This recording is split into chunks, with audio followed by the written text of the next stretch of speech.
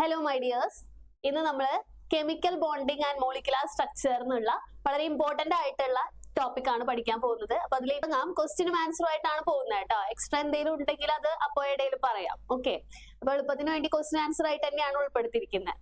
അപ്പൊ ആദ്യത്തെ important question ആണ്, give any two limitations of octet rule. Octet റൂളിന്റെ ലിമിറ്റേഷൻസ് ഇത് എപ്പോഴും ചോദിച്ചു കാണാറുണ്ട്. ഒക്ടറ്റ് റൂളിന്റെ ലിമിറ്റേഷൻസ് എന്താണ്? അപ്പൊ ഇവിടെ രണ്ട് ലിമിറ്റേഷൻസ് ആണ് എഴുതിയേക്കുന്നത്. എക്സ്പ്ലനേഷൻ ടീച്ചർ തരാം കേട്ടോ. അപ്പൊ ആദ്യത്തെ ലിമിറ്റേഷൻ എന്ന് പറയുന്നത് incomplete octet of central atom. ഒരു സെൻട്രൽ ആറ്റത്തിന്റെ incomplete octet of central atom.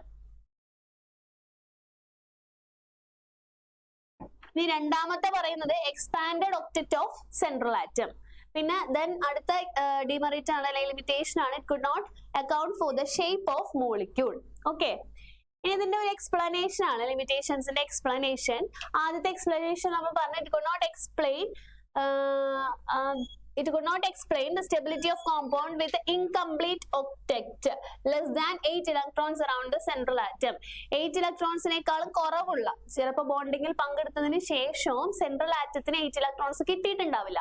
അപ്പൊ അങ്ങനെയുള്ള മോളിക്യൂൾസ് എന്തുകൊണ്ടാണ് സ്റ്റേബിൾ ആയിട്ട് ഇരിക്കുന്നത് എന്ന് എക്സ്പ്ലെയിൻ ചെയ്യാനായിട്ട് ആർക്ക് പറ്റിയിട്ടില്ല? ഒക്ടറ്റ് റൂളിന് പറ്റിയിട്ടില്ല. അപ്പൊ അത് അതിന്റെ ഒരു ഫെയിലിയർ ആണ്. ഒരു എക്സാമ്പിൾ നോക്കാം നമുക്ക്. BeCl2 ബെർലിയം ക്ലോറൈഡ്, ഇങ്ങനെ ഒരു മോളിക്യൂൾ. ഇതിലെ സെൻട്രൽ ആറ്റം ആരാണ്? ബെർലിയം ആണ് അല്ലെ. ബെർലിയം ക്ലോറൈഡിലെ സെൻട്രൽ ആറ്റം ബെർലിയം. ബെർലിയത്തിന്റെ ആറ്റോമിക് നമ്പർ നിങ്ങൾക്ക് അറിയാം. ബെർലിയത്തിന്റെ ആറ്റോമിക് നമ്പർ 4 ആണ് അല്ലെ. അപ്പൊ ബെർലിയത്തിന്റെ ആറ്റോമിക് നമ്പർ 4, അതിന്റെ കോൺഫിഗറേഷൻ 1s2 2s2. വാലൻസ് ഷെല്ലിൽ 2 ഇലക്ട്രോൺസ് ആണ് ഉള്ളത്. അപ്പൊ ബെർലിയത്തിന്റെ വാലൻസ് ഷെല്ലിൽ 2 ഇലക്ട്രോൺസ്. ഇത് ക്ലോറിനുമായിട്ട് ബോണ്ട് ചെയ്തിരിക്കുന്നു. നോക്ക്, ഇപ്പൊ ബെർലിയം ബോണ്ട് ചെയ്ത ശേഷം ബെർലിയത്തിന് 8 ഇലക്ട്രോൺസ് ആയിട്ടുണ്ടോ? ഇല്ല അല്ലെ. അതിന്റെ ചുറ്റും എത്ര ഇലക്ട്രോൺസേ ഉള്ളൂ? 4 ഇലക്ട്രോൺസേ ഉള്ളൂ. സോ ബെർലിയം അതിന്റെ ഒക്ടറ്റ് കംപ്ലീറ്റ് ചെയ്തിട്ടില്ല ബോണ്ടിങ്ങിന് ശേഷം. So it is the failure of octet rule. മനസ്സിലായോ? അതുപോലെ തന്നെ അടുത്ത എക്സാമ്പിൾ ആണ് കൊടുത്തിരിക്കുന്നത്, lithium chloride BeCl3 etcetera. Okay, ഇതൊക്കെ ഇങ്ങനെ തന്നെയാണ്, ഒക്ടറ്റ് കംപ്ലീറ്റ് അല്ല. ഇനി അടുത്തത്, it could not explain the stability of molecules containing more than 8 electrons. അതിനെയാണ് നമ്മൾ എക്സ്പാൻഡഡ് ഒക്ടറ്റ് എന്ന് നേരത്തെ പറഞ്ഞത്. അതായത് ബോണ്ട് ചെയ്ത ശേഷം മോളിക്യൂളിന് മോർ ദാൻ 8 ഇലക്ട്രോൺസ് വരും. ഇപ്പൊ PF5 നോക്കാം. ഫോസ്ഫറസിന്റെ വാലൻസ് ഷെല്ലിൽ 5 ഇലക്ട്രോൺസ് ആണ് ഉള്ളത്. 5 ഇലക്ട്രോൺസ്. ഫ്ലൂറിൻ 5 ഫ്ലൂറിനായിട്ട് ബോണ്ട് ചെയ്ത് കഴിഞ്ഞിട്ടുണ്ടെങ്കിൽ ഇതിലിപ്പോ എത്ര ഇലക്ട്രോൺ കിട്ടും? നമുക്ക് 5 ഫ്ലൂറിനായിട്ട് ബോണ്ട് ചെയ്തു. അപ്പൊ 2 4 6 8 10 ഇലക്ട്രോൺസ് ആയി അല്ലെ. അപ്പൊ ബോണ്ട് ചെയ്ത ശേഷം ഫോസ്ഫറസിന് 10 ഇലക്ട്രോൺസ് ഉണ്ട് ഇപ്പോ.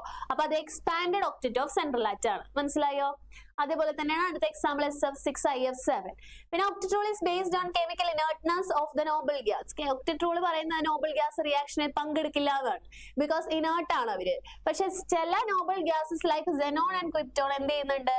കോമ്പൗണ്ട്സ് ഫോം ചെയ്യുന്നുണ്ട്. അപ്പൊ അത് എന്തുകൊണ്ടാണെന്ന് പറയാനും ഒക്ടറ്റ് റൂളിന് സാധിച്ചിട്ടില്ല.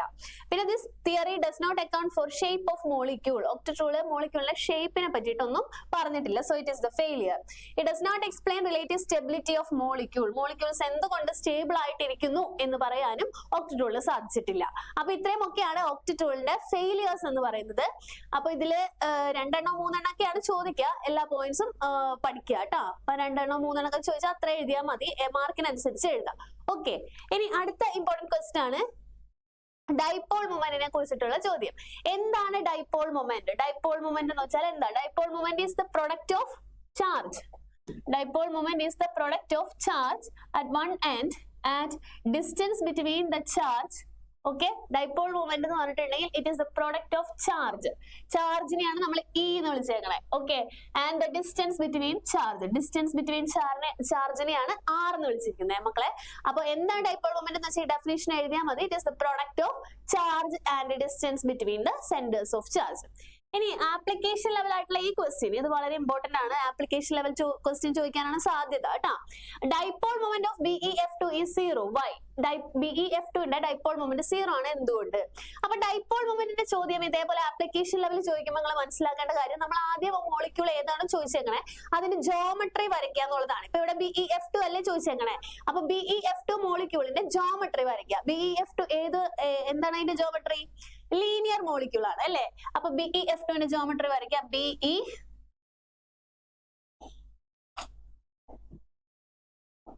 BeF2. ഓക്കെ, ഇനി ഫ്ലൂറിന്റെ ഡൈപോൾ മൊമെന്റ് നമ്മൾ നോക്കുന്നത് എപ്പോഴും ഇലക്ട്രോനെഗറ്റിവിറ്റി കൂടുതലുള്ള ആളുടെ അടുത്തേക്ക് എന്ത് ചെയ്യുക, ഡൈപോൾ മൊമെന്റ് ആരോ വരയ്ക്കുക എന്നുള്ളതാണ്. അപ്പൊ ബെർലിയോ ഫ്ലൂറിന് നോക്കുമ്പോൾ ഡൈപോൾ മൊമെന്റ് ആരോ നമ്മൾ ആരുടെ അടുത്തേക്കാണ് വരയ്ക്കേണ്ടത്, ഫ്ലൂറിന്റെ അടുത്തേക്കാണ് വരയ്ക്കേണ്ടത് അല്ലെ. ഡൈപോൾ മൊമെന്റ് ആരോ വരയ്ക്കേണ്ടത് ഫ്ലൂറിന്റെ അടുത്തേക്കാണ്, ബിക്കോസ് ഫ്ലൂറിനാണ് ഇലക്ട്രോനെഗറ്റിവിറ്റി കൂടുതലുള്ള ആള്. ഓക്കെ, അപ്പൊ അങ്ങോട്ട് വരച്ചു. അതേപോലെ തന്നെ ഇവിടെ ബെർലിയോ ഫ്ലൂറിനെ നോക്കുമ്പോൾ ആരുടെ അടുത്തേക്കാണ് വരയ്ക്കേണ്ടത്, ഫ്ലൂറിന്റെ അടുത്തേക്ക് തന്നെയാണ്. അപ്പൊ ഓപ്പോസിറ്റ് അല്ലെ, ഈക്വൽ ആൻഡ് ഓപ്പോസിറ്റ് ഡൈപോൾസ് ആണ്. So total dipole moment equal and opposite വന്നു കഴിഞ്ഞിട്ടുണ്ടെങ്കിൽ ഡൈപോൾ മൊമെന്റ് എന്തായിരിക്കും, 0 ആയിരിക്കും. അതാണ് ഇവിടെ എഴുതിയേക്കളെ, the two bond dipoles are equal and opposite in direction. So they cancel each other. രണ്ട് equal and opposite dipoles opposite ആയിട്ടാണ് ഇരിക്കുന്നത്, സോ അവര് ക്യാൻസൽ ചെയ്യും. ഇനി dipole moment of BF3 is 0. Why? BF3യുടെ ഡൈപോൾ മൊമെന്റ് 0 ആണ്. എന്തുകൊണ്ട്? അത് നമുക്ക് ഇതേപോലെ തന്നെ വരച്ചു നോക്കാം. BF3 എന്ന് പറയുമ്പോൾ BF3 ട്രയഗണൽ പ്ലാനാർ മോളിക്യൂൾ ആണ്. Trigonal planar molecule. ഓക്കെ, അപ്പൊ ഇതിൽ നമ്മൾ ഡൈപോൾ മൊമെന്റ് ആരോ വരയ്ക്കുക. നോക്കുക മക്കളെ, സെൻട്രൽ ആറ്റവും ഫ്ലൂറിനും തമ്മിലുള്ളത് നോക്കുക. എങ്ങോട്ടാണ് വരയ്ക്കേണ്ടത്, ഫ്ലൂറിന്റെ അടുത്തേക്കാണ് അല്ലെ. അപ്പൊ ബോറോണും ഫ്ലൂറിനും നോക്കുമ്പോൾ ഫ്ലൂറിന്റെ അടുത്തോട്ടാണ് ആരോ വരിക. അതുപോലെ ഇവിടെ ബോറോണും ഫ്ലൂറിനും നോക്കുമ്പോൾ ഈ ഫ്ലൂറിന്റെ അടുത്തേക്കാണ് ആരോ വരിക. ഇവിടെ ബോറോണും ഫ്ലൂറിനും നോക്കുമ്പോൾ ഈ ഫ്ലൂറിന്റെ അടുത്തേക്കാണ് ആരോ വരിക. ഇനി നോക്ക്, രണ്ട് ഡൈപോൾസ് താഴോട്ടാണ് വന്നിരിക്കുന്നത് അല്ലെ. അപ്പൊ അതിന്റെ റിസൾട്ടന്റ് ഡൈപോൾ എന്ന് പറയുന്നത് എങ്ങോട്ട് തന്നെ ആയിരിക്കും, താഴോട്ട് തന്നെയായിരിക്കും. ശരിയല്ലേ? അപ്പൊ നമ്മൾ രണ്ടെണ്ണം ഇങ്ങനെ താഴോട്ട് വരുന്നുണ്ടെങ്കിൽ റിസൾട്ടന്റ് ഡൈപോൾ വരച്ച് നോക്കണം കേട്ടോ. അപ്പൊ നോക്കുക, ഒരു റിസൾട്ടന്റും അടുത്ത ബോണ്ട് ഡൈപോളും അത് ഓപ്പോസിറ്റ് ഡയറക്ഷനിലാണ്. So they cancel each other. The resultant of any two bond dipole is equal and opposite to each other, so they cancel. Okay, അതുകൊണ്ടാണ് BF3യുടെ ഡൈപോൾ മൊമെന്റ് 0 ആയത്. ഇനി ഏറ്റവും കൂടുതൽ ചോദിച്ചു കണ്ടിരിക്കുന്നത് ഈ ഒരു ക്വസ്റ്റ്യൻ ആണ്. Ammonia has dipole moment than higher dipole moment than NF3 even though fluorine is more electronegative than hydrogen. Why? അമോണിയയിലെ ഡൈപോൾ മൊമെന്റ് NF3യേക്കാളും കൂടുതലാണ്, എന്തുകൊണ്ടെന്നാണ് ചോദ്യം കേട്ടാ. ഡൈപോൾ മൊമെന്റിനെ കുറിച്ച് ചോദ്യം വന്നാൽ നിങ്ങൾ പേടിക്കേണ്ട, പടം വരച്ച് നോക്കിയാൽ തന്നെ നമുക്ക് ഉത്തരം കിട്ടും. അപ്പൊ നമുക്ക് NH3യും NF3യും നോക്കാം. NH3യും NF3യും സെയിം ജോമെട്രി ആണ്. രണ്ടുപേരും ട്രയഗണൽ പിരമിഡൽ ജോമെട്രി ആണ്. ട്രയഗണൽ പിരമിഡൽ എന്ന് പറയുമ്പോ ഇപ്പൊ എങ്ങനെയാണ്,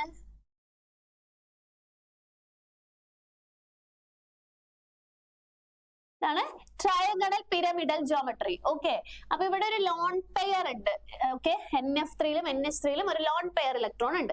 ഇനി നമ്മളിത് ഡൈപോൾ മൊമെന്റ് ആരോ വരച്ചു നോക്കാം മക്കളെ. ഡൈപോൾ മൊമെന്റ് ആരോ വരച്ചു നോക്കിയാൽ തന്നെ ഉത്തരായി. നൈട്രജന് ഹൈഡ്രജന് നോക്കുമ്പോ എങ്ങോട്ടാണ് ആരോ വരിക, നൈട്രജന്റെ അടുത്തേക്കാണ് അല്ലെ, കാരണം ഇലക്ട്രോനെഗറ്റീവ് നൈട്രജൻ ആണ്. അതേപോലെ ഇവിടെ നൈട്രജന് ഹൈഡ്രജൻ നോക്കുമ്പോഴും നൈട്രജന്റെ അടുത്തേക്കാണ്. ഇവിടെ നൈട്രജന് ഹൈഡ്രജൻ നോക്കുമ്പോഴും നൈട്രജന്റെ അടുത്തേക്കാണ്. ഓക്കെ, ഇനി നൈട്രജനും അതേപോലെ തന്നെ ഇവിടെ ഒരാളും കൂടി ഉണ്ട്, ലോൺ പെയർ. അതിനെ മറക്കരുത്. ലോൺ പെയർ വരുമ്പോൾ നമ്മൾ ലോൺ പെയറിനെ മറക്കരുത് കേട്ടോ.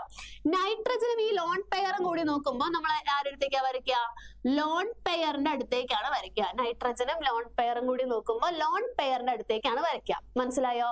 അപ്പൊ ഇവിടെ എന്താണ്, 3 ഡൈപോൾ മേലോട്ടാണ്. അപ്പൊ ഇവരുടെ റിസൾട്ടന്റ് തീർച്ചയായിട്ടും ഇങ്ങോട്ട് തന്നെ ആയിരിക്കും, മേലോട്ടായിരിക്കും. 2 ഡൈപോൾ, ഇപ്പൊ ഈ റിസൾട്ടന്റ് ഡൈപോളും ഈ ഡൈപോളും മേലോട്ട് തന്നെയല്ലേ പോണേ.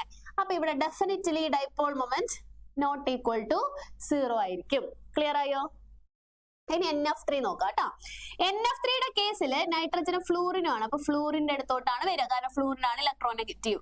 സോ ഫ്ലൂറിന്റെ അടുത്തോട്ട് ആരോ വരും. ഇനി നൈട്രജന് ലോൺ പെയറും കൂടി നോക്കാം. അപ്പൊ ലോൺ പെയറിന്റെ അടുത്തോട്ടാണ് പോവാ. ഈ 3 റിസൾട്ടന്റ് 3 ഡൈപോളും എങ്ങോട്ടാണ്, താഴോട്ടാണ് അല്ലെ. അപ്പൊ ഒരെണ്ണത്തെ താഴോട്ട്, റിസൾട്ടന്റ് ഡൈപോൾ താഴോട്ട്, മറ്റേ ലോൺ പെയറിന്റെ ഡൈപോൾ മേലോട്ട്. അപ്പൊ ഓപ്പോസിറ്റ് ഡയറക്ഷൻ അല്ലേ. സോ ഇവിടെ dipole moment will be approximately equal to 0. മനസ്സിലായോ? അതാണ് എഴുതിയിരിക്കുന്നത്. This is because in case of NH3 orbital dipole due to lone pair is in same direction. Orbital dipole due to lone pair, lone pair കൊണ്ടുള്ള orbital dipole അതാണിത്, is in same direction as the resultant dipole. 3 എണ്ണം കാരണമുള്ള resultant dipole അതും orbital dipole due to lone പെയറും same ഡയറക്ഷനിലാണ്. So dipole moment not equal to 0. ഇനി അടുത്ത നോക്കുകയാണെങ്കിൽ ഇവിടെ എന്താ NF3യുടെ കേസിൽ എഴുതിയേക്കണേ, orbital dipole is in opposite direction of resultant dipole moment of 3 NF bond. 3 NF ബോണ്ടിന്റെ ഓപ്പോസിറ്റ് ഡയറക്ഷനിലാണ് ഓർബിറ്റൽ ഡൈപോൾ വരുന്നത്. സോ അവിടെ ഡൈപോൾ മൊമെന്റ് 0 ആയിരിക്കും. ക്ലിയർ ആയ കുട്ടികളെ? അത്രേ ഉള്ളൂ കേട്ടോ. അത് ഇമ്പോർട്ടന്റ് ക്വസ്റ്റ്യൻ ആണ്. ഇനി അടുത്ത വളരെ ഇമ്പോർട്ടന്റ് ആയിട്ടുള്ള ക്വസ്റ്റ്യൻ ആണ്. State Fajans rule regarding partial covalent character of an ionic bond. Ionic ബോണ്ടിലുള്ള പാർഷ്യൽ കോവാലന്റ് ക്യാരക്ടറിനെ എക്സ്പ്ലെയിൻ ചെയ്യാം. അയോണിക് ബോണ്ടിലുള്ള പാർഷ്യൽ കോവാലന്റ് ക്യാരക്ടറിനെ എക്സ്പ്ലെയിൻ ചെയ്യാൻ വേണ്ടിയിട്ടുള്ള റൂളാണ് ഫെജാൻസ് റൂൾ. ഇപ്പൊ ഫെജാൻസ് റൂൾ എന്താണെന്നാണ് ചോദിക്കുന്നത്. ഫെജാൻസ് റൂൾ എന്താണെന്ന് നിങ്ങൾക്ക് അറിയാം. ഒരു അയോണിക് ബോണ്ടിലെ കോവാലന്റ് ബോണ്ട് കൂടുന്നത്, കോവാലന്റ് ക്യാരക്ടർ കൂടുന്നത് എപ്പോഴാണെന്നാണ് ചോദ്യം. ഇത്രയേ ഉള്ളൂ, വളരെ സിമ്പിൾ ആണ്. Smaller size of the cation, larger size of the anion, greater the covalent character of ionic bond. എന്തൊക്കെയാ നോക്കണ്ടേ? കാറ്റയോണിന്റെ സൈസ് എപ്പോഴും സ്മോളർ ആയിരിക്കണം. അതേപോലെ ആനയോണിന്റെ സൈസ് എപ്പോഴും ലാർജർ ആയിരിക്കണം. അങ്ങനെയാണെങ്കിൽ എന്താണ് covalent character of ionic bond കൂടുതലായിരിക്കും ട്ടാ. അപ്പൊ ഒരു അയോണിക് ബോണ്ടിലെ കോവാലന്റ് ക്യാരക്ടർ കൂടണമെങ്കിൽ കാറ്റയോണിന്റെ സൈസ് എപ്പോഴും ചെറുതായിരിക്കണം, ആനയോണിന്റെ സൈസ് എപ്പോഴും വലുതായിരിക്കണം. ഇനി അടുത്ത പോയിന്റ് ഇതാണ്, greater the charge on cation and greater the covalent character of the ionic bond. കാറ്റയോണിലുള്ള ചാർജ് കൂടുമ്പോഴും അയോണിക് ബോണ്ടിലുള്ള കോവാലന്റ് ക്യാരക്ടർ കൂടും. ഓക്കെ, അത്രേ ഉള്ളൂ ട്ടാ. ഓ ശരി. ഇനി അടുത്ത വളരെ ഇമ്പോർട്ടന്റ് ക്വസ്റ്റൻ ആണ്, write any 4 postulates of BSEPR theory. അത് മാർക്ക് അനുസരിച്ച് എഴുതാ. എപ്പോഴും 4 തന്നെ ചോദിക്കണം എന്നൊന്നുമില്ല. ചിലപ്പോൾ പോസ്റ്റുലേറ്റ്സ് ഓഫ് BSEPR തിയറി എന്നായിരിക്കും പറയാം. അപ്പൊ എത്ര മാർക്കിനാണ് ചോദിക്കണമെന്ന് വെച്ചാൽ അതിനനുസരിച്ച് എഴുതാ ട്ടാ. എന്താണ് BSEPR തിയറി? നമ്മൾ എന്തിനാണ് BSEPR തിയറി പഠിക്കുന്നത്? എന്താണ് അതിന്റെ ഫുൾ ഫോം? BSEPR തിയറിയുടെ ഫുൾ ഫോം എന്താ?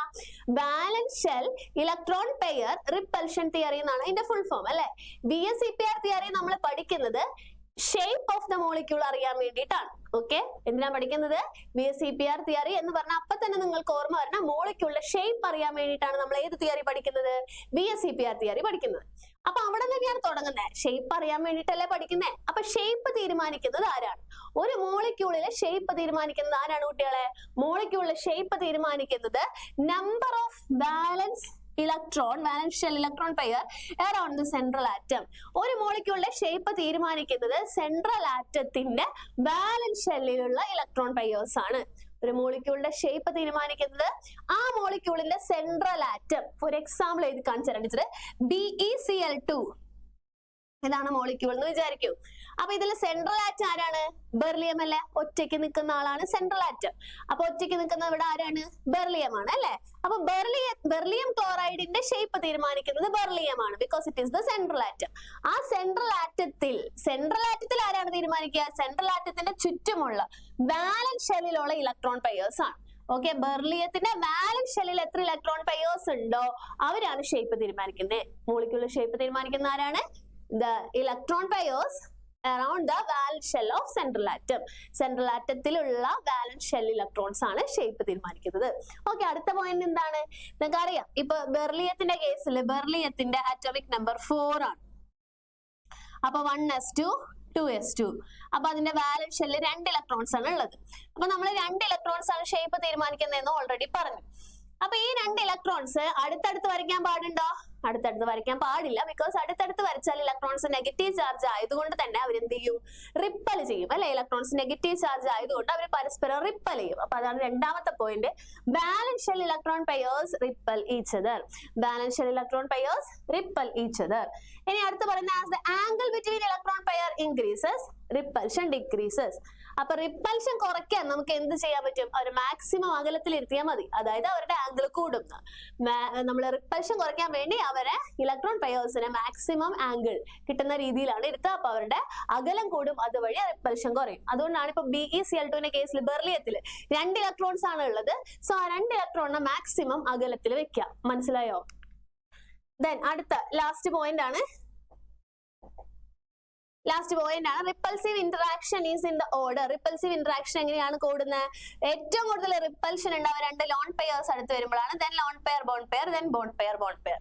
ഓക്കെ, അപ്പൊ 2 ലോൺ പെയേഴ്സ് അടുത്ത് വന്നാൽ വളരെയധികം റിപ്പൽഷൻ ഉണ്ടാവും. അത് കഴിഞ്ഞിട്ട് ലോൺ പെയർ ബോണ്ട് പെയർ, അത് കഴിഞ്ഞിട്ട് ബോണ്ട് പെയർ. അത്രേ ഉള്ളൂ മക്കളെ. ഇനി explain the shape of ammonia and water molecule on the basis of BSEPR theory എന്ന് പറഞ്ഞിട്ടുണ്ട്. അത് നിങ്ങൾ ഈ ഒരു ടേബിൾ പഠിച്ചിട്ടുണ്ടെങ്കിൽ തന്നെ ഏത് മോളിക്യൂളിന്റെ ഷേപ്പ് ചോദിച്ചാലും നിങ്ങൾക്ക് എഴുതാൻ പറ്റും. ഇതിപ്പോ ടീച്ചർ എഴുതിയിരിക്കുന്നത് ബോണ്ട് പെയേഴ്സ് മാത്രം ഉള്ളതാണ്. Bond pairs only, bond pair മാത്രമുള്ള മോളിക്യൂൾസിന്റെ ജോമെട്രി. എന്താണ് ബോണ്ട് പെയർ മാത്രമുള്ള മോളിക്യൂൾസിന്റെ ജോമെട്രി? രണ്ട് ബോണ്ട് പെയർ വന്നാൽ ലീനിയർ. അതിന് എക്സാമ്പിൾ ആണ് ഇപ്പൊ നമ്മൾ വരച്ച BeCl2. ബെർലിയത്തിന്റെ വാലൻസ് ഷെല്ലിൽ 2 ഇലക്ട്രോണുകൾ ഉള്ളത്. അപ്പൊ രണ്ടെണ്ണം മാക്സിമം ഡിസ്റ്റൻസിൽ വരയ്ക്കുക. അപ്പൊ ഇങ്ങനെയാണ് നമുക്ക് വരയ്ക്കാൻ പറ്റുക. So this geometry is known as linear geometry. അടുത്തത് അടുത്തത് 3 ജോമെട്രി വന്നാൽ അതിന്റെ പേര് ട്രയഗണൽ പ്ലാനർ. 3 ബോണ്ട് പെയർ വരുന്നതിന് എക്സാമ്പിൾ ആണ് BF3. ബിക്കോസ് ബോറോന്റെ വാലൻസ് ഷെല്ലിൽ 3 ഇലക്ട്രോൺസ് ആണ് ഉള്ളത്. അപ്പൊ BF3 വാലൻസ് ഷെല്ലിൽ 3 ഇലക്ട്രോൺസ്. സോ അതിന്റെ ജോമെട്രിയുടെ പേര് ട്രയഗണൽ പ്ലാനർ. അടുത്തത് 4 ബോണ്ട് പെയർ വരുന്നതാണ്. 4 ബോണ്ട് പെയർ വരുന്നതിന് എക്സാമ്പിൾ ആണ് CH4. CH4ന്റെ ജോമെട്രി ടെട്രാഹീഡ്രൽ. ഇതാണ് ടെട്രാഹീഡ്രൽ ജോമെട്രി. CH4 ടെട്രാഹീഡ്രൽ വരയ്ക്കാൻ പഠിക്കുക കേട്ടോ. അതേപോലെ തന്നെ ബോണ്ട് ആംഗിളും കൃത്യമായി പഠിക്കുക, ഇമ്പോർട്ടന്റ് ആണ്. ഇനി അടുത്തത് 5 ബോണ്ട് പെയർ വന്നാൽ ട്രയഗണൽ ബൈപിരമിഡൽ. ട്രയഗണൽ ബൈപിരമിഡലിനെ വരയ്ക്കുന്നത് PCl5 മോളിക്യൂൾ ആണ്. PCl5. PCl5ന്റെ ജോമെട്രി ട്രയഗണൽ ബൈപിരമിഡൽ. ഇങ്ങനെയാണ് ട്രയഗണൽ ബൈപിരമിഡൽ വരയ്ക്കുന്നത്. അതാണ് ഇവിടെ കാണിച്ചിരിക്കുന്നത് കേട്ടോ. പിന്നെ ഇവിടെ പ്രത്യേകത ഉണ്ട്. ഈ മേലേക്കും താഴേക്കും വരച്ചേക്കുന്ന ബോണ്ടിനെ നമ്മൾ എന്താ പറയാ? ആക്സിയൽ ബോണ്ട് എന്നാണ് പറയാ. അതേപോലെ ഈ കോർണേഴ്സിൽ വരച്ചേക്കുന്ന ബോണ്ടിനെ പറയുന്നതാണ് ഇക്വട്ടോറിയൽ ബോണ്ട്. ഇനി അടുത്തത് 6 ബോണ്ട് പെയേഴ്സ് വന്നാൽ, 6 ബോണ്ട് പെയേഴ്സ് ഉള്ളതിന് എക്സാമ്പിൾ ആണ് SF6. SF6.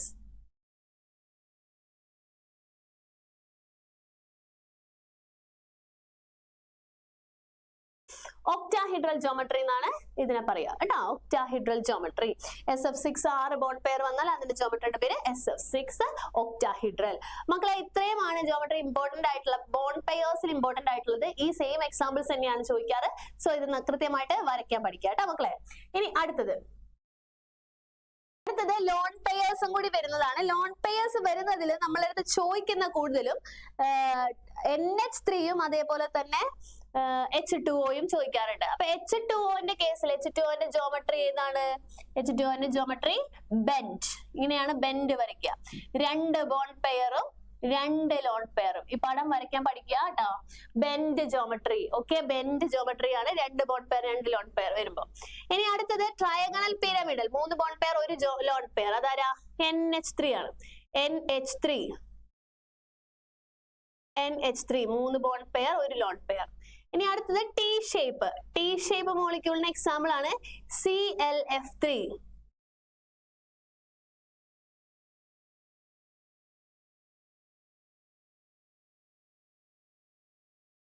ClF3 T shape 3 bond pair 1 lone pair.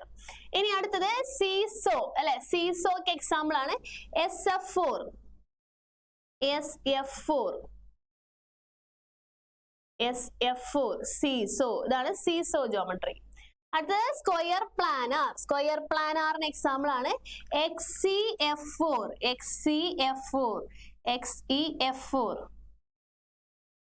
അപ്പൊ ഇങ്ങനെയാണ് XeF4 വരയ്ക്കുക. എങ്ങനെയാണോ ജോമെട്രി അത് കറക്റ്റ് വരയ്ക്കാൻ പഠിക്കുക കേട്ടോ. അത്രേ ഉള്ളൂ. ഇനി അടുത്തത് സ്ക്വയർ പിരമിഡലിന്റെ എക്സാമ്പിൾ ആണ് BRF5.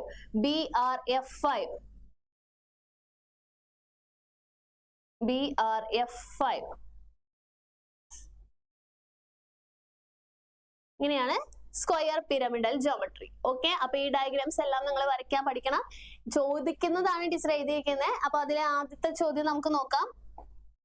ഫസ്റ്റ് ക്വസ്റ്റ്യൻ എന്തായിരുന്നു? Explain the shape of ammonia and water molecule on the basis of VSEPR theory. അമോണിയയുടെ ഷേപ്പ് എന്താണ്? Ammonia NH3 3 bond pair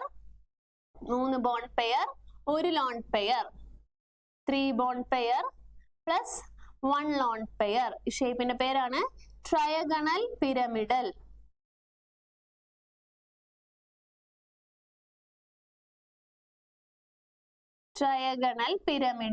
okay, trigonal pyramidal. ഇനി അടുത്തത് വാട്ടർ മോളിക്യൂൾ. വാട്ടർ മോളിക്യൂളിന്റെ ഷേപ്പിന്റെ പേരെന്താണ്? H2O. H2Oന്റെ ഷേപ്പിന്റെ പേരെന്താണ്? Bend. 2 bond pair plus 2 lone pair. ഷേപ്പിന്റെ പേര് ബെൻഡ്. ഓക്കെ, അപ്പൊ ഇങ്ങനെ ചോദ്യങ്ങള് വരിക. അല്ലെങ്കിൽ മാച്ച് ദ ഫോളോയിങ് പോലെ ചോദിക്കും. എങ്ങനെ ചോദിച്ചാലും എഴുതാ കുട്ടികളെ. ഓക്കെ, മാച്ച് ദ ഫോളോയിങ് ആണ് ചോദിക്കണമെങ്കിൽ എളുപ്പമായി, അതല്ലെങ്കിൽ ഇതേപോലെ വരച്ചു പഠിക്കുക കേട്ടോ. ഇനി അടുത്തത് നമ്മൾ ഹൈബ്രിഡൈസേഷനുമായി ബന്ധപ്പെട്ട ക്വസ്റ്റ്യൻ ആണ്. ഹൈബ്രിഡൈസേഷൻ വളരെ ഇമ്പോർട്ടന്റ് ആണ്, നിങ്ങൾക്ക് അറിയാം അല്ലെ. ഹൈബ്രിഡൈസേഷന്റെ ക്യാരക്ടറിസ്റ്റിക്സ് എഴുതാൻ ചിലപ്പോൾ ചോദിക്കും. അപ്പൊ എന്തൊക്കെയാണ് characteristics? Number of hybrid orbital formed is equal to number of atomic orbital undergo hybridisation. എത്ര ഓർബിറ്റൽസ് ആണോ ഹൈബ്രിഡൈസേഷനിൽ പങ്കെടുത്തത് അത്രയും ഹൈബ്രിഡ് ഓർബിറ്റൽ ആണ് ഉണ്ടാവുക. എത്ര ഓർബിറ്റലാണോ ഹൈബ്രിഡൈസേഷനിൽ പങ്കെടുത്തത് അത്രയും ഓർബിറ്റൽസ് ആണ്, അത്രയും ഹൈബ്രിഡ് ഓർബിറ്റൽസ് ആണ് ഉണ്ടാവുക. ഇപ്പൊ ഫോർ എക്സാമ്പിൾ sp3 ഹൈബ്രിഡൈസേഷൻ എന്ന് നമ്മൾ പറയാണ്. sp3 ഹൈബ്രിഡൈസേഷൻ എന്ന് പറഞ്ഞാൽ ഇവിടെ ഒരു s ഓർബിറ്റലും 3 p ഓർബിറ്റലും ആണ് ചേർന്നേക്കണേ. സോ ഇവിടെ ടോട്ടൽ 4 ഹൈബ്രിഡ് ഓർബിറ്റൽ ഉണ്ടാവും. 4 ഹൈബ്രിഡ് ഓർബിറ്റൽ. 4 hybrid orbital. ഇനി hybrid orbitals are always equivalent in energy and identical in shape. Hybrid orbitals എപ്പോഴും ഇക്വാലന്റ് ഇൻ എനർജി ആയിരിക്കും, അവരുടെ ഷേപ്പ് ഐഡന്റിക്കൽ ആയിരിക്കും. Third point, hybrid orbitals are directed to some fixed position in space. So the hybridization give shape of molecule. Hybridization മനസ്സിലായാൽ മോളിക്യൂൾസിന്റെ shape നമുക്ക് മനസ്സിലാവും. Okay, ഇനി അടുത്തത് വളരെ ചോദിക്കാറുള്ള ഒരു ചോദ്യമാണ്. PCl5 molecule is highly reactive. Why? PCl5 എന്ന് പറയുന്ന മോളിക്യൂൾ വളരെ റിയാക്റ്റീവ് ആണ്, അത് എന്തുകൊണ്ട്? അപ്പൊ അത് ചോദിച്ചാൽ നിങ്ങൾ ചെയ്യേണ്ടത് PCl5ന്റെ ജോമെട്രി. ഏത് ജോമെട്രിയാണ് PCl5ന്? Trigonal bipyramidal. ഇതാണ് ട്രൈഗണൽ ബൈപിരമിഡൽ ജോമെട്രി. അപ്പൊ ടീച്ചർ നേരത്തെ പറഞ്ഞു ഇവിടെ 2 ടൈപ്പ് ബോണ്ട് ഉണ്ട് ട്രൈഗണൽ ബൈപിരമിഡലിൽ. 3 ഇക്വറ്റോറിയൽ. ഈ 3 ഇക്വറ്റോറിയൽ ബോണ്ട്സ് ആണ് ഈ കാണിച്ചിരിക്കുന്നത് കേട്ടോ. 3 ഇക്വറ്റോറിയൽ ബോണ്ട്. ഇനി 2 എണ്ണം മേലേക്കും താഴേക്കുള്ളതിനെ പറയാം ആക്സിയൽ ബോണ്ട് എന്നാണ്. അപ്പൊ 3 ഇക്വറ്റോറിയൽ ബോണ്ടും ഉണ്ട്, 2 ആക്സിയൽ ബോണ്ടും ഉണ്ട്. അതിൽ നിങ്ങൾ മനസ്സിലാക്കേണ്ട കാര്യം ഈ 3 equatorial bond same bond length ആണ്. ആക്സിയൽ ബോണ്ട് കുറച്ചും കൂടി നീളം കൂടുതലാണ്. ഓക്കെ, അപ്പൊ ആക്സിയൽ ബോണ്ട്സ് നീളം കൂടുതലുള്ളത് കൊണ്ട് തന്നെ നമ്മൾ ഇത് ചൂടാക്കുമ്പോൾ PCl5 എന്ന് പറയുന്ന മോളിക്യൂളിനെ ചൂടാക്കുമ്പോൾ ഈ നീളം കൂടിയ ബോണ്ട് ഇവിടെ നിന്ന് പെട്ടെന്ന് ബ്രേക്ക് ചെയ്തു പോകും. ഓക്കെ, ചൂടാക്കുമ്പോൾ നീളം കൂടുതലുള്ള ബോണ്ട് പെട്ടെന്ന് ബ്രേക്ക് ചെയ്തു പോകും. അപ്പൊ ഫോർ എക്സാമ്പിൾ PCl5 നോക്കി, ഇക്വേഷൻ നോക്കട്ടോ. ഇത് നമ്മൾ ചൂടാക്കി കഴിഞ്ഞിട്ടുണ്ടെങ്കിൽ ഈ 2 ബോണ്ട് പെട്ടെന്ന് പൊട്ടിപ്പോവും. അപ്പൊ ആരൊക്കെയാണ് പോയത്? 2 ക്ലോറിൻ അല്ലേ? 2 ക്ലോറിൻ പോയി. പിന്നെ അവിടെ ബാക്കി എന്തുണ്ട്? PCl3. അതാണ് പറഞ്ഞത് PCl5 ഹൈലി റിയാക്റ്റീവ് ആണ്. ബിക്കോസ് 2 ബോണ്ട് ആക്സിയൽ ആയതുകൊണ്ട് അവർ ലാർജർ ആണ്. സോ അവർക്ക് പെട്ടെന്ന് അവിടെ നിന്ന് ബ്രേക്ക് ചെയ്ത് പോകാൻ പറ്റും. Axial bond suffer more repulsion from the equatorial bond. So axial bond length is greater than that of equatorial bond length. Hence it is highly unstable and very reactive. അപ്പൊ axial bonds highly reactive ആയത് അവര് നീളം കൂടുതലായതുകൊണ്ടാണ്. So അവരുടെ repulsion എന്താണ്? More repulsion suffer ചെയ്യുന്നതുകൊണ്ട് അവർ പെട്ടെന്ന് തന്നെ അവിടെ നിന്ന് ലീവ് ചെയ്യും. ഓക്കെ, ഇനി explain the hybridisation and geometry of PCl5 molecule. ഇങ്ങനെ ഓരോന്നെടുത്ത് ചോദിക്കാറുണ്ട്. അത് അങ്ങനെ ചോദിക്കുന്ന കുറച്ച് റെയർ ആണ്. കൂടുതലും ഹൈബ്രിഡൈസേഷൻ ചോദിച്ചിട്ടുണ്ടെങ്കിൽ ഇങ്ങനെ മാച്ച് ദ ഫോളോയിങ് ആണ്. ഇനി ഓരോന്നെടുത്ത് ചോദിച്ചാൽ നിങ്ങൾക്ക് ചെയ്യാൻ പറ്റണമല്ലോ. അപ്പൊ അതുകൊണ്ട് ടീച്ചർ ഒരു എക്സാമ്പിൾ കാണിച്ചു തരാം, അതേപോലെ തന്നെയാണ് ബാക്കിയുള്ളത് ചെയ്യുക കേട്ടോ. അപ്പൊ നമുക്ക് നോക്കാം. ഹൈബ്രിഡൈസേഷനിൽ ഏറ്റവും ഇമ്പോർട്ടന്റ് ആയിട്ട് നമ്മൾ പഠിക്കേണ്ട എക്സാമ്പിൾ ആണ് ഒന്ന് sp3 ഹൈബ്രിഡൈസേഷൻ. sp3 ഹൈബ്രിഡൈസേഷനെ എക്സാമ്പിൾ ആരാണ്? CH4 ആണ്. അത് കറക്റ്റ് അതേപോലെ തന്നെ പഠിക്കുക. CH4 എളുപ്പമാണ് അത് പഠിക്കാനായിട്ട്. എങ്ങനെയാണ് ടീച്ചർ പറഞ്ഞേക്കണത്? ഇവിടുത്തെ നമ്പർ നോക്കിയാൽ മതി. CH4. അപ്പൊ 4 ഹൈഡ്രജൻ ആണ് ഉള്ളത്. അപ്പൊ അതായത് കാർബണിന്റെ കൂടെ ബോണ്ട് ചെയ്യാൻ 4 പേരാണ് വരുന്നത്. അപ്പൊ ഇവിടെ മൊത്തം 4 ഓർബിറ്റൽസ് ഉണ്ടാവണം. നോക്ക്, ഒരു S 3 P. അപ്പൊ മൊത്തം 4 ഓർബിറ്റൽ. ഈ 4 കിട്ടണം. മനസ്സിലായോ? എത്ര പേരാണോ ബോണ്ട് ചെയ്യാൻ വരുന്നത് അത്രയും ഹൈബ്രിഡ് ഓർബിറ്റൽ ഉണ്ടാവണം മക്കളെ. ക്ലിയർ ആണോ? എത്ര ആറ്റംസ് ആണോ ബോണ്ട് ചെയ്യാൻ വരുന്നത് അത്രയും തന്നെ ഹൈബ്രിഡ് ഓർബിറ്റൽസ് ഉണ്ടാവണം മക്കളെ. ഓക്കെ, അപ്പൊ ഇവിടെ 4 ആറ്റംസ് ഉള്ളത് കൊണ്ട്, 4 ഹൈഡ്രജൻ ആറ്റം ഉള്ളത് കൊണ്ട് 4 ഹൈബ്രിഡ് ഓർബിറ്റൽ ഉണ്ടാവണം. അത് ഇവിടെ ഒരു S ഓർബിറ്റലും 3 P ഓർബിറ്റലും. അപ്പൊ 1 + 3 4 ഹൈബ്രിഡ് ഓർബിറ്റൽ ആണ്. അതുപോലെ BF3യുടെ കേസ് ഒക്കെ 3 ഫ്ലൂറിൻ ആറ്റം ആണ് ഉള്ളത്. അപ്പൊ ഒരു S 2 P 3. കണ്ടോ? ഇങ്ങനെ മാച്ച് ദ ഫോളോയിങ് ചെയ്യുമ്പോൾ നിങ്ങൾക്ക് എളുപ്പം ആവാൻ വേണ്ടിയിട്ടാണ് ഇങ്ങനെ പറഞ്ഞു തരുന്നത് കേട്ടോ. ഇനി BeCl2. അപ്പൊ എത്ര എണ്ണം ഉണ്ട്? 2 എണ്ണം അല്ലെ? ഒരു S 1 P 2. ഇനി PCl5 ഒരു S 3 P 1 D 5. ഒരു S 3 P 1 D. അപ്പൊ മൊത്തം 5 ഓർബിറ്റൽ. ഇനി SF6 നിങ്ങളൊന്ന് പറഞ്ഞ. SF6 sp3d2 എന്നാണ്. അപ്പൊ ഒരു S 3 P 2 D 6 ഓർബിറ്റൽസ് അല്ലേ? മനസ്സിലായോ? മാച്ച് ദ ഫോളോയിങ് വന്നാൽ ഇങ്ങനെ സുഖമായിട്ട് ചെയ്യാം കേട്ടോ. ഇനി അടുത്ത് നമ്മളടുത്ത് പറഞ്ഞേക്കുന്നത് explain hybridisation and geometry of PCl5 എന്നാണ്. PCl5ന്റെ ഹൈബ്രിഡൈസേഷൻ എക്സ്പ്ലെയിൻ ചെയ്യാൻ. ഇത് ഏത് മോളിക്യൂൾ ചോദിച്ചാലും നിങ്ങൾ ചെയ്യേണ്ടത് ആദ്യം മോളിക്യൂൾ എടുത്ത് എഴുതുക. PCl5 ആണ് തന്നിരിക്കുന്നത്. എന്നിട്ട് അതിലെ ഹൈബ്രിഡൈസേഷൻ ചെയ്യണമെങ്കിൽ ആദ്യം നമുക്ക് സെൻട്രൽ ആറ്റത്തെ കുറിച്ച് അറിയണം. PCl5ലെ സെൻട്രൽ ആറ്റം ആരാണ്? ഫോസ്ഫറസ് ആണ്. അതിന്റെ ആറ്റോമിക് നമ്പർ 15 ആണ് അല്ലെ? ഫോസ്ഫറസിന്റെ ആറ്റോമിക് നമ്പർ 15. അപ്പൊ കോൺഫിഗറേഷൻ എഴുതാം. 1s2, 2s2, 2p6, 3s2, 3p3. ഇനി വാലൻസ് ഷെല്ലാണ് ഹൈബ്രിഡൈസേഷനിൽ നമ്മൾ നോക്കുന്നത് അല്ലെ? അപ്പൊ ഫോസ്ഫറസിന്റെ ഗ്രൗണ്ട് സ്റ്റേറ്റ് വരയ്ക്കുക. ഗ്രൗണ്ട് സ്റ്റേറ്റ്, ഫോസ്ഫറസിന്റെ ഗ്രൗണ്ട് സ്റ്റേറ്റില് 3s, 3p, 3sല് 2 ഇലക്ട്രോൺ, 3pല് 3 ഇലക്ട്രോൺ.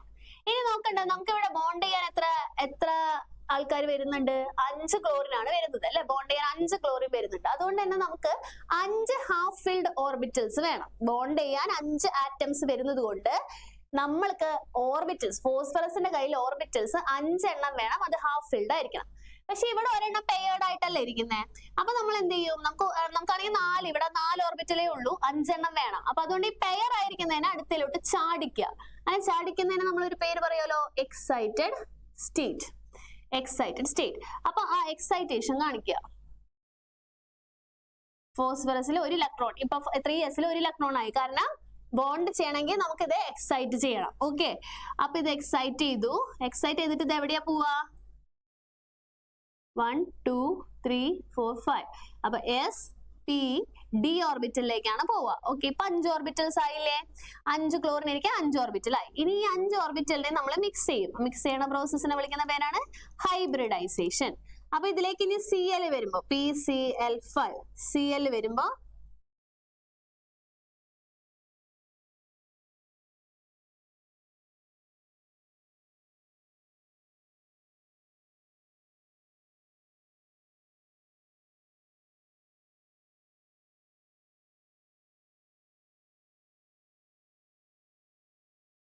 ഓക്കെ, ഫോസ്ഫറസിന്റെ കയ്യിൽ ഓരോ ഓരോ ഇലക്ട്രോൺസ് ആണ് ഉണ്ടായത്. ഈ ഓരോ ഫോസ്ഫറസിന്റെ ഓരോ ഓർബിറ്റലിലേക്കും ഓരോ ക്ലോറിൻ ഇലക്ട്രോണിനെ ഷെയർ ചെയ്യും. കണ്ടോ? അപ്പൊ ക്ലോറിൻ ഇലക്ട്രോണിനെ ഷെയർ ചെയ്തു.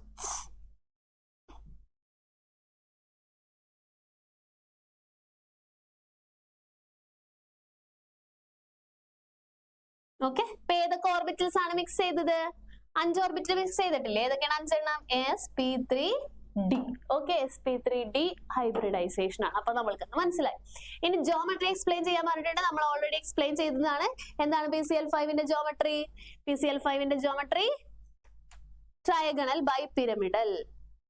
ഓക്കെ, അപ്പൊ അടുത്ത ക്വസ്റ്റ്യൻ ബോണ്ട് ഓർഡറിനെ കുറിച്ചിട്ടുള്ള ക്വസ്റ്റ്യൻ ആണ്. എന്താണ് ബോണ്ട് ഓർഡർ? ഡിഫൈൻ ചെയ്യാൻ ചിലപ്പോൾ ചോദിക്കും. It is defined as half of the difference between the number of bonding electrons and number of anti bonding electrons. Bonding ഇലക്ട്രോണും ആന്റി ബോണ്ടിങ് ഇലക്ട്രോണും തമ്മിലുള്ള ഡിഫറൻസിന്റെ ഹാഫിനെയാണ് നമ്മൾ ബോണ്ട് ഓർഡർ എന്ന് വിളിക്കുക.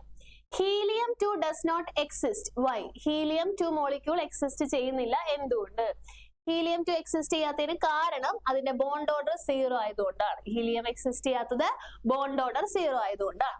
ഇനി write the molecular electronic configuration of nitrogen molecule and predict the magnetic property. ഈ ക്വസ്റ്റ്യൻ വളരെ ഇമ്പോർട്ടന്റ് ആണ്, ചോദിക്കാറുള്ളതാണ് കേട്ടോ. അപ്പൊ നിങ്ങൾക്ക് മാഗ്നറ്റിക് പ്രോപ്പർട്ടിനെ പറ്റിയിട്ടും സ്റ്റെബിലിറ്റിനെ പറ്റിയിട്ടൊക്കെ ചോദിച്ചാൽ MO കോൺഫിഗറേഷൻ എഴുതാൻ അറിയണം.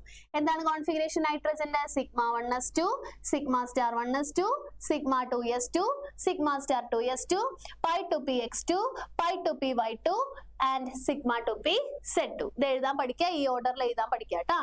ഓക്കെ, അപ്പൊ ബോണ്ട് ഓർഡർ കണ്ടുപിടിക്കാനുള്ള equation half into NB minus NA ആണ് അല്ലെ? NB minus NA, number of electrons in bonding electron. Bonding എന്ന് പറയുമ്പോൾ ബോണ്ടിങ് എന്ന് പറയുമ്പോൾ സ്റ്റാർ ഇടാത്തത് കേട്ടോ. സ്റ്റാർ ഇടാത്തതിൽ ഇവിടെ എത്ര ഉണ്ട്? 2 ഇലക്ട്രോൺ. സ്റ്റാർ ഇടാത്ത ആൾക്കാരെ നമുക്കൊന്ന് ടിക്ക് ചെയ്യാം. ഇതൊക്കെ സ്റ്റാർ ഇടാത്തതല്ലേ? സ്റ്റാർ ഇടാത്തതിനെ പറയുന്നതാണ് ബോണ്ടിങ് മോളിക്കുലർ ഓർബിറ്റൽ. അപ്പൊ നോക്കിയേ, 2, 4, 6, 8, 10 അല്ലേ? ഓക്കെ, ഇനി സ്റ്റാർ ഇട്ടതിനെ നമ്മൾ വിളിക്കുന്നവരാണ് ആന്റി ബോണ്ടിങ്. അവിടെ ചിലത് ഇങ്ങനെ വെട്ടിടാം. ആന്റി ബോണ്ടിങ്ങിൽ എത്ര ഇലക്ട്രോൺ ഉണ്ട്? 4 അല്ലേ? 10 - 4/2, അതായത് 6/2, 3 ആണ് N2 മോളിക്യൂളിന്റെ ബോണ്ട് ഓർഡർ. ഇനി ബോണ്ട് ഓർഡർ പോസിറ്റീവ് ആണ്, സീറോനേക്കാളും കൂടുതൽ വന്നിട്ടുണ്ടെങ്കിൽ ബോണ്ട് ഓർഡർ പോസിറ്റീവ് ആണ്. So nitrogen is A stable molecule. പിന്നെ മാത്രമല്ല നൈട്രജന്റെ മാഗ്നറ്റിക് പ്രോപ്പർട്ടി ചോദിച്ചിട്ടുണ്ട് അല്ലെ. ഇവിടെ എല്ലാം പെയർഡ് ഇലക്ട്രോൺസ് ആണ്. ഏതെങ്കിലും ഒന്നിൽ ഒന്നാന്ന് പറഞ്ഞ് വന്നിരുന്നെങ്കിൽ ആ അൺപെയർഡ് ഇലക്ട്രോൺ ഉണ്ടെന്ന് പറയാം. ഫുൾ പെയർഡ് ഇലക്ട്രോൺ ആയതുകൊണ്ട് ഡയാമാഗ്നറ്റിക് ആണ് നൈട്രജൻ. ഓക്കെ, പെയർഡ് ഇലക്ട്രോൺ ആയി കഴിഞ്ഞാൽ ഡയാമാഗ്നറ്റിക്.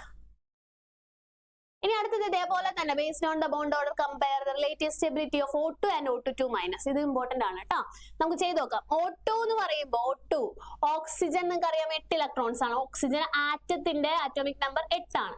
അപ്പൊ ഓക്സിജൻ മോളിക്യൂൾ എന്ന് പറയുമ്പോൾ 16 ഇലക്ട്രോൺ ഉണ്ടാവും. അപ്പൊ അതിന്റെ കോൺഫിഗറേഷൻ പറഞ്ഞേ sigma 1s2, sigma star 1s2, sigma 2s2, sigma star 2s2.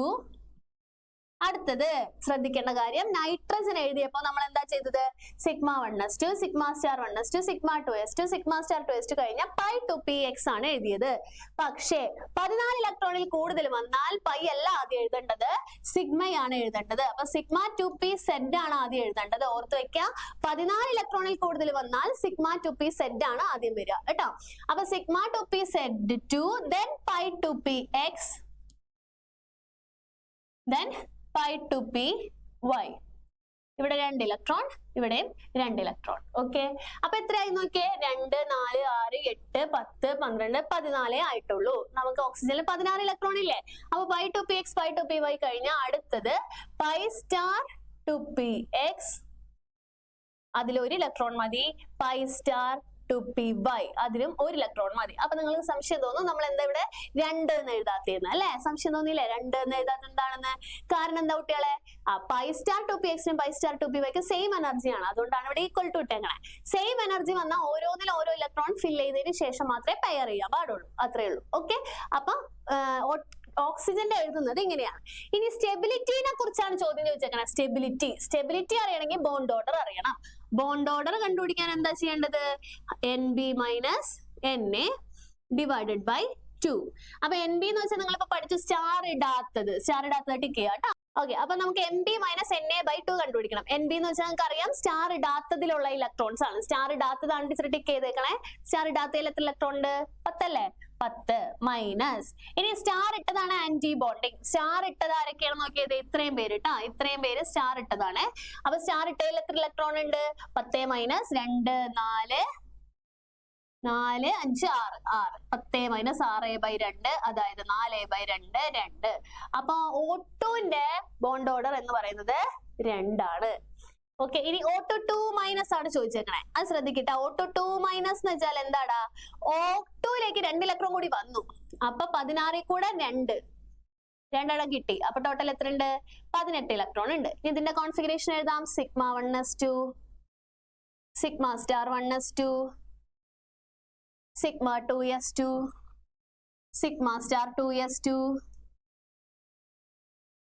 Pi 2p ആണോ? പൈ 2p ആണോ? അല്ല, പൈ 2p അല്ല. 14 ഇലക്ട്രോണിൽ കൂടുതൽ ഉള്ളതുകൊണ്ട് പൈ എഴുതാൻ പാടില്ല. എന്തെന്നാ എഴുതണ്ടേ? Sigma 2pz2, then pi 2px2, then pi 2py2, then pi star 2px2, pi star 2py2. നമുക്ക് ഇവിടെ 2 ഇലക്ട്രോൺ കൊടുത്താലല്ലേ 18 ആവുള്ളൂ. 16 ആയപ്പോ നമ്മൾ 1 1 ഫില്ല് ചെയ്ത് 18 ആവുമ്പോ നമ്മള് 2 2 എന്ന് ഫില്ല് ചെയ്യണ്ടേ? അപ്പോഴല്ലേ 18 ആയുള്ളൂ. നോക്ക് 2, 4, 6, 8, 10, 12, 14, 16, 18. ഇനി നമുക്ക് ബോണ്ട് ഓർഡർ കണ്ടുപിടിക്കാം. ബോണ്ട് ഓർഡർ സ്റ്റാർ ഇടാത്തത് നോക്ക്. 2, 4, 6, 8, 10. 10 മൈനസ് സ്റ്റാർ ഇട്ട് നോക്ക്. 2, 4, 6, 8. 10 മൈനസ് 8/2, അതായത് 2/2, 1. അപ്പൊ ഇതിന്റെ ബോണ്ട് ഓർഡർ കിട്ടിയേക്കണത് 1 ആണ്. അപ്പൊ ഇനി നമ്മൾ സ്റ്റെബിലിറ്റി, ആർക്കാണ് സ്റ്റെബിലിറ്റി കൂടുതൽ എന്നാണ് ചോദിച്ചേക്കണേ. ബോണ്ട് ഓർഡർ മോർ അല്ലെങ്കിൽ ബോണ്ട് ഓർഡർ ഹൈ, ആർക്കാണോ ബോണ്ട് ഓർഡർ ഹൈ ആയിട്ടുള്ളത് അയാൾക്കാണ് stability high. Bond order high ആയിട്ടുള്ള ആൾക്കാണ് സ്റ്റെബിലിറ്റി ഹൈ. അപ്പൊ ആരാണ് more stable? O2 is more stable അല്ലെ? O2ന്റെ ബോണ്ട് ഓർഡർ അല്ലേ കൂടുതൽ? O2 is more stable than O2 2 minus. O2 is more stable than O2 2 minus. മനസ്സിലായില്ലേ? നല്ലൊരു ക്വസ്റ്റ്യൻ ആണ് അത് കേട്ടോ. ഇനി അടുത്തത് സെയിം അതേപോലെ തന്നെ ചോദ്യം റിപ്പീറ്റ് ചെയ്ത് ചോദിച്ചേക്കുന്നതാണ്. ടീച്ചർ ഒന്നുകൂടി എഴുതിയെന്നേ ഉള്ളൂ. Stability and magnetic property of A molecule is explained by molecular orbital theory developed by Hunt and Mulliken. Define bond order നമ്മൾ നേരത്തെ കണ്ടതാണ്. Calculate bond order and magnetic property of O2 molecule അത് നമ്മൾ തൊട്ട് മുന്നേ കണ്ടതാണ്. എനർജി ലെവൽ ഡയഗ്രാം വരയ്ക്കാൻ കൂടി പറഞ്ഞിട്ടുണ്ട്. അപ്പൊ എനർജി ലെവൽ ഡയഗ്രാം വരയ്ക്കാം. ഇത് ഇങ്ങനെയാണ്. ഇതിൽ 1s കാണിച്ചിട്ടില്ല. അപ്പൊ 1s വരയ്ക്കാൻ നിങ്ങൾക്ക് അറിയാലോ. ഇതൊരു 1s ഓർബിറ്റൽ ഓക്സിജൻ ആറ്റം അല്ലെ? ഓക്സിജൻ ആറ്റം ആണ് നമ്മൾ നോക്കുക ആദ്യം. അപ്പൊ ഓക്സിജൻ ആറ്റത്തിൽ 1s2 2s2 2p4. അപ്പൊ ഇത് ഓക്സിജന്റെ 1s, ഇത് അടുത്ത ഓക്സിജന്റെ 1s. മോളിക്കുലർ ഓർബിറ്റൽ ഉണ്ടാണെങ്കിൽ ആദ്യം ആറ്റംസ് ഉണ്ടാവണ്ടേ. അപ്പൊ ഇതൊരു ഓക്സിജൻ, ഇതൊരു ഓക്സിജൻ ആറ്റം, ഇത് അടുത്ത ഓക്സിജൻ ആറ്റം. അതിന്റെ 1s ആണ് വരച്ചേക്കണേ. 1s ചേർന്നിട്ടുണ്ടാവുന്ന ആൾ ആരൊക്കെയാണ്? 1s ചേർന്നിട്ടുണ്ടാവുന്ന ആളാണ് sigma 1s,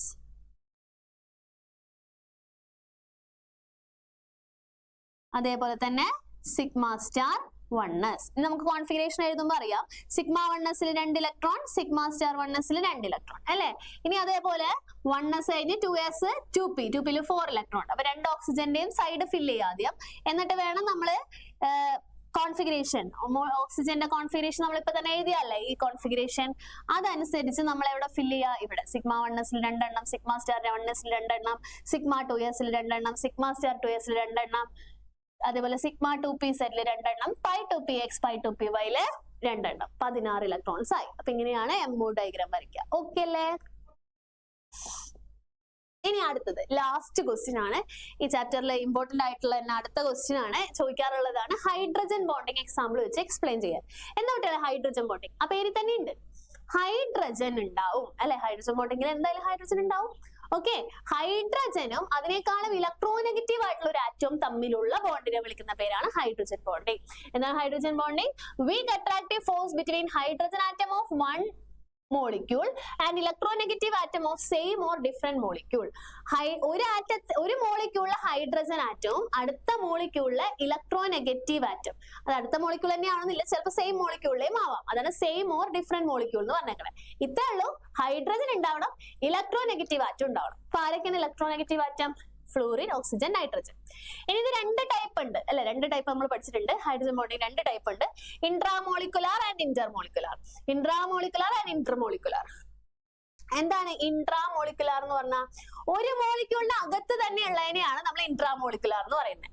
for example ortho nitrophenol. Ortho nitrophenol, phenol വച്ചു, നൈട്രോ ഗ്രൂപ്പ് ഇവിടെ കണ്ടോ. ഇതിപ്പോ നോക്കിയേ, ഇവിടെ ഹൈഡ്രജൻ ഉണ്ട്, ഇവിടെ ഓക്സിജൻ ഉണ്ട്. അപ്പൊ ഇത് സെയിം മോളിക്യൂളിന്റെ ഉള്ളിൽ തന്നെ ഒരു ഹൈഡ്രജനും ഒരു ഇലക്ട്രോനെഗറ്റീവ് ആറ്റം വരുമ്പോൾ അവിടെ ഒരു അട്രാക്ഷൻ ഉണ്ടാവും. ആ അട്രാക്ഷനെയാണ് നമ്മൾ ഇൻട്രാമോളിക്കുലാർ ഹൈഡ്രജൻ ബോണ്ടിങ് എന്ന് വിളിക്കുന്നത്. അതേസമയം ഇത് നോക്കിയ കുട്ടികളെ HF, ഇതൊരു HF മോളിക്യൂൾ, ഇത് അടുത്ത HF മോളിക്യൂൾ. ഈ ഫ്ലൂറിനും ഈ ഹൈഡ്രജനും തമ്മിൽ, അതായത് ഒരു മോളിക്യൂളിലെ ഫ്ലൂറിനും അടുത്ത മോളിക്യൂളിലെ ഹൈഡ്രജനും തമ്മിലാണ് അട്രാക്ഷൻ.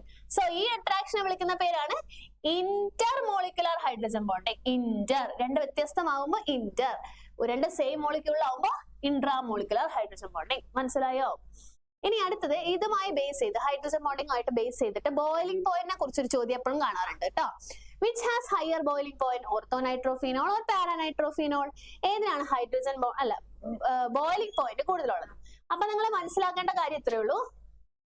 ഇന്റർമോളിക്കുലാർ ഹൈഡ്രജൻ ബോണ്ടിങ് കൂടുതലാണെങ്കിൽ, അപ്പൊ എന്താണ്? ഇന്റർമോളിക്കുലാർ ഹൈഡ്രജൻ ബോണ്ടിങ് കൂടുതലാണെങ്കിൽ അവിടെ ബോയിലിംഗ് പോയിന്റും കൂടുതലായിരിക്കും. എന്താണ് ടീച്ചർ പറഞ്ഞത്? ഇന്റർമോളിക്കുലാർ ഹൈഡ്രജൻ ബോണ്ടിങ് കൂടുതലാണെങ്കിൽ ബോയിലിംഗ് പോയിന്റ് കൂടുതലായിരിക്കും.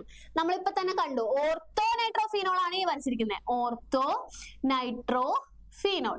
ഓർത്തോ നൈട്രോഫീനോളില് ഏത് ഹൈഡ്രജൻ ബോണ്ടിങ് ആണ്? ഇൻട്രയാണ്. ഇൻട്രയാണ്. പക്ഷെ നമ്മൾ പറഞ്ഞത് എന്താ? ഹൈഡ്രജൻ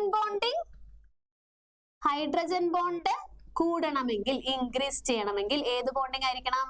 ഇന്റർമോളിക്കുലാർ, ബോയിലിംഗ് പോയിന്റ് കൂടണമെങ്കിൽ കേട്ടോ, ബോയിലിംഗ് പോയിന്റ് കൂടണമെങ്കിൽ ബോയിലിംഗ് പോയിന്റ് കൂടുതൽ എന്ന് പറഞ്ഞാൽ അവിടെ ഏത് ബോണ്ടിങ് ആയിരിക്കണം? ഇന്റർ മോളിക്കുലാർ ആയിരിക്കണം. ഇന്റർ മോളിക്കുലാർ എന്ന് വെച്ചാൽ രണ്ട് വ്യത്യസ്ത മോളിക്യൂൾ തമ്മിലായിരിക്കണം ഹൈഡ്രജൻ ബോണ്ടിങ് ഉണ്ടാവണ്ടേ. സെയിം മോളിക്യൂളിന്റെ ഉള്ളിൽ വന്നിട്ട് കാര്യമില്ല. അപ്പൊ ഓർത്തോ നൈട്രോഫീനോൾ എന്ന് പറഞ്ഞാൽ സെയിം മോളിക്യൂളിന്റെ ഉള്ളിൽ തന്നെയാണ് എന്ത് ഹൈഡ്രജൻ ബോണ്ടിങ് നടക്കണേ. പക്ഷെ പാരാ നൈട്രോഫീനോൾ എന്ന് പറഞ്ഞാൽ അത് എങ്ങനെയാണ് പാരാ നൈട്രോഫീനോൾ വരയ്ക്കുക? ഇവിടെ OH, ഇവിടെ ആയിരിക്കും NO2. അപ്പൊ ഇതൊരു പാരാനൈട്രോഫിനോൾ, അടുത്ത പാരാനൈട്രോഫിനോളും തമ്മിലായിരിക്കും കണക്ഷൻ ഉണ്ടാവുക. മനസ്സിലായി? ഇത്രയേ ഉള്ളൂ കുട്ടികളെ. അതായത് ഇന്റർ മോളിക്കുലർ ഹൈഡ്രജൻ ബോണ്ടിങ് ആണെങ്കിൽ അവിടെ ബോയിലിംഗ് പോയിന്റ് കൂടുതലായിരിക്കും. അപ്പൊ ഓർത്തോ നൈട്രോഫിനോളും പാരാനൈട്രോഫിനോളും നോക്കുമ്പോൾ ആർക്കാണ് ഇന്റർ മോളിക്കുലർ ഹൈഡ്രജൻ ബോണ്ടിങ് ഉള്ളത്? പാരാനൈട്രോഫിനോളിനാണ്. മനസ്സിലായോ? ക്ലിയർ അല്ലേ? ഓക്കെ, ഇനി അടുത്ത ക്വസ്റ്റ്യൻ. അടുത്ത ക്വസ്റ്റ്യൻ അതും ഇമ്പോർട്ടന്റ് ക്വസ്റ്റ്യൻ തന്നെയാണ്. H2S is a gas while H2O is a liquid. H2S ഒരു ഗ്യാസ് ആണ്, H2O ഒരു ലിക്വിഡ് ആണ്. എന്തുകൊണ്ടാണ്? Because presence of intermolecular hydrogen bonding in H2O. H2O കണ്ട, H2S എന്ന് പറഞ്ഞാൽ സൾഫർ ഇലക്ട്രോനെഗറ്റീവ് അല്ല. സൾഫർ ഇലക്ട്രോനെഗറ്റീവ് അല്ലാത്തത് കൊണ്ട് തന്നെ അവിടെ ഹൈഡ്രജൻ ബോണ്ടിങ് പോസിബിൾ അല്ല. ശ്രദ്ധിക്കൂട്ടാ, സൾഫർ ഇലക്ട്രോനെഗറ്റീവ് അല്ല, അപ്പൊ അവിടെ ഹൈഡ്രജൻ ബോണ്ടിങ് പോസിബിൾ അല്ല. ഹൈഡ്രജൻ ബോണ്ടിങ് പോസിബിൾ അല്ലെങ്കിൽ മോളിക്യൂൾ കുറച്ചും കൂടി ഫ്രീ ആണ്. സോ അത് ഗേഷ്യസ് സ്റ്റേറ്റിലായിരിക്കും നിൽക്കുക. അതേസമയം H2O എന്ന് പറയുമ്പോൾ അവിടെ ഓക്സിജനെ ഹോൾഡ് ചെയ്തുകൊണ്ട് ആരുണ്ട്? ഹൈഡ്രജൻ ഉണ്ട്. മനസ്സിലായോ? അപ്പൊ അവർ തമ്മിലുള്ള അട്രാക്ഷൻ കൂടുതലാണ്. അട്രാക്ഷൻ കൂടുമ്പോൾ അതാരാവും? ലിക്വിഡ് സ്റ്റേറ്റിലോട്ട് മാറും. ഓക്കെ, അപ്പൊ ഹൈഡ്രജൻ ബോണ്ടിങ് ഉള്ളിടത്ത് ഇന്റർമോളിക്കുലർ ഹൈഡ്രജൻ ബോണ്ടിങ് ഉള്ളത് ലിക്വിഡും, ഹൈഡ്രജൻ ബോണ്ടിങ് ഇല്ലാത്തത് ഗ്യാസും.